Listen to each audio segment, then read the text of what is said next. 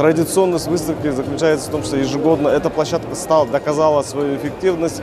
Каждый раз, участвуя здесь, компания находит новых деловых партнеров, заключаются новые контракты, создаются новые рабочие места.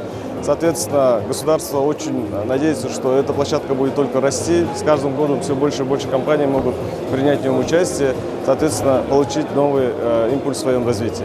Цель посещения выставки – встретить своих существующих клиентов, познакомиться, посмотреть, кто на рынке сегодня себя, скажем так, проявляет, какие они технологии используют в целях роста, развития бизнеса. На этой выставке представлены как и информационные продукты, так и же образовательные продукты. Это говорит о том, что на сегодняшний день рынок все-таки требует развития, роста, ну и чтобы оставаться на рынке и быть гибкими в существующей неопределенности, нам нужны новые навыки и компетенции.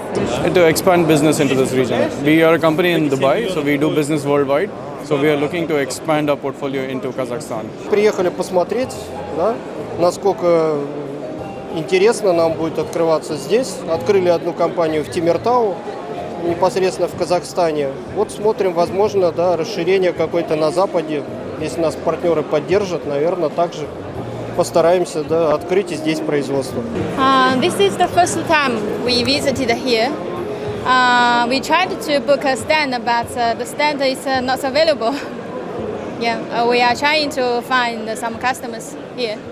Цель любой выставки – это наладить контакты, найти что-то полезное для своей организации и, соответственно, для организации, которая выставляется. Вот я здесь. So very interesting exhibition, very nice. We can see a lot of company people that in future we can collaborate together.